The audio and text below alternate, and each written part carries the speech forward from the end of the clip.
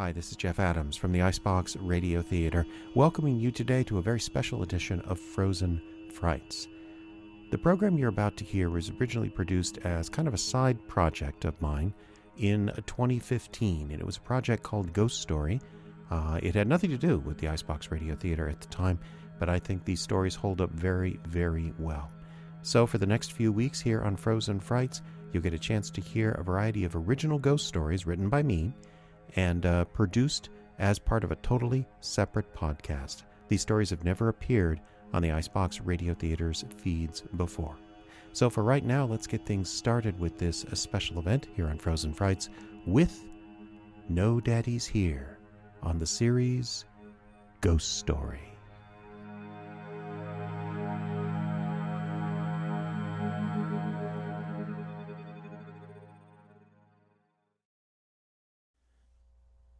This story is old, but it's true.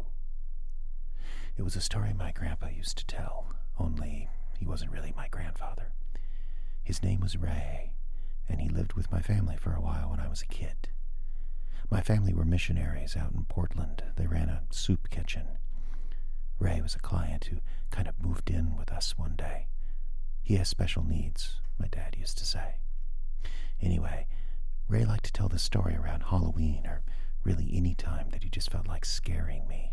It scared the piss out of me the first time I heard it. It still gives me those electrical shivers up and down my back when I think about it now. And Ray loved to tell this story. Loved to. He'd grin and ask, how about a story? How about No Daddies Here? What could I say?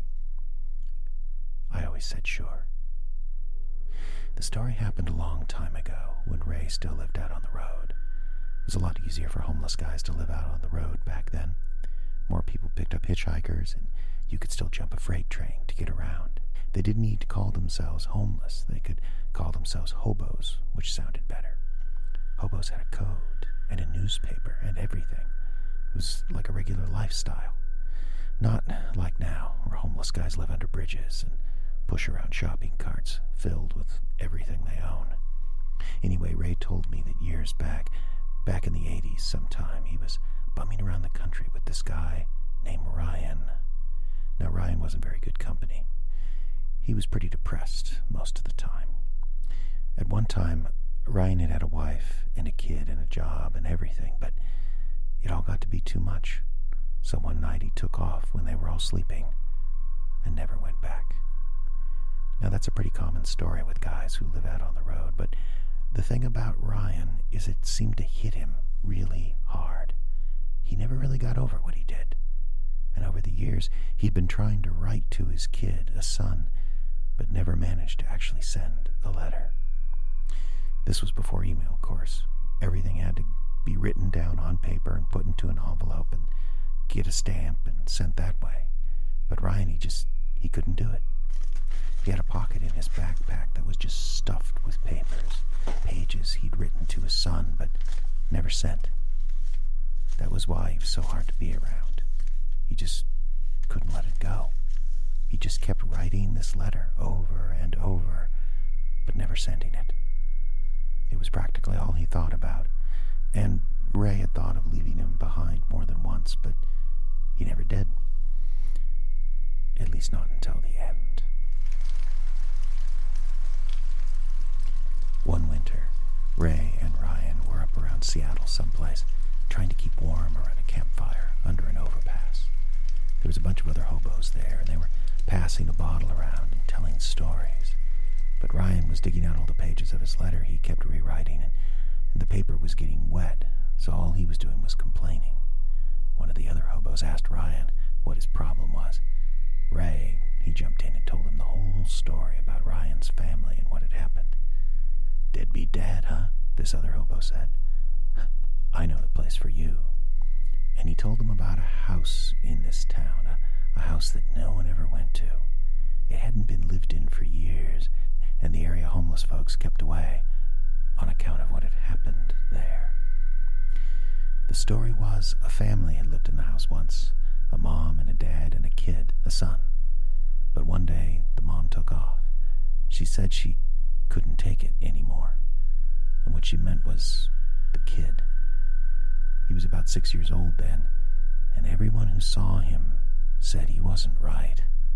He was always neat and tidy, never dirty, and he always had a huge smile on his face. Way too big, like the Joker from Batman. Just this constant, ever-present smile that was all teeth. But the thing was, his teeth didn't look real.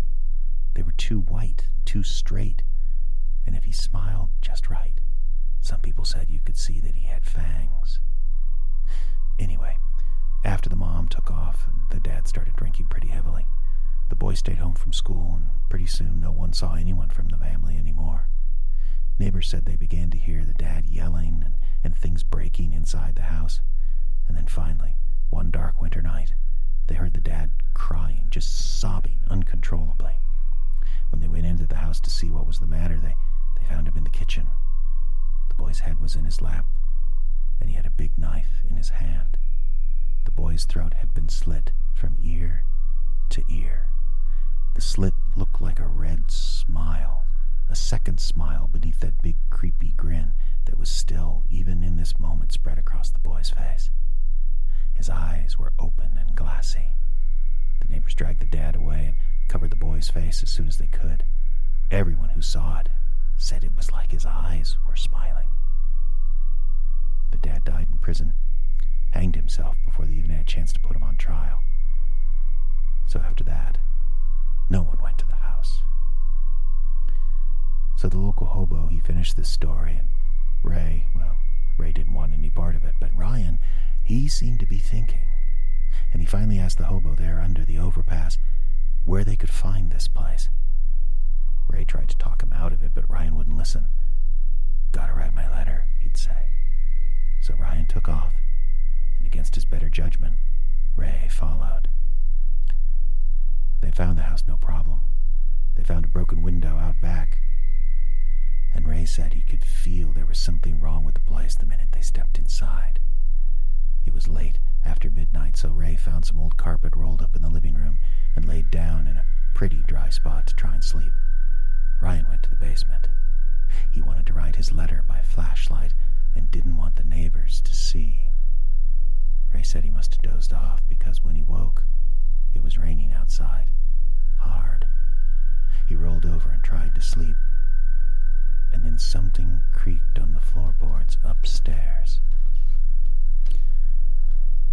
Ray knew that if he let his imagination get away with him, he'd be pissing his pants in no time, so he just shut his eyes tight and hoped that sleep would come. That's when he heard a step on the stairs.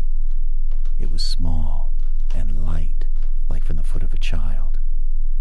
Then there was another step, and the stairs creaked loudly. Ray said at that point his heart was up in his throat and beating fast. He heard another step, then another, and by then he knew pretending to sleep wasn't going to do. He'd rather face what was coming down the stairs than keep his eyes closed, so he opened his eyes and rolled over to have a look. The stairs were empty. Ray fished a flashlight out from his bag and shined it onto the stairs. There was nothing there. But as he was shining the light, he heard more footsteps. He heard something run down the stairs, through the door and into the kitchen. He even saw a puff of dust fly up off the floor, as if something had run through it. But there was no one there to see. Ray froze. He listened. The thing had run into the kitchen where the stairs to the basement were.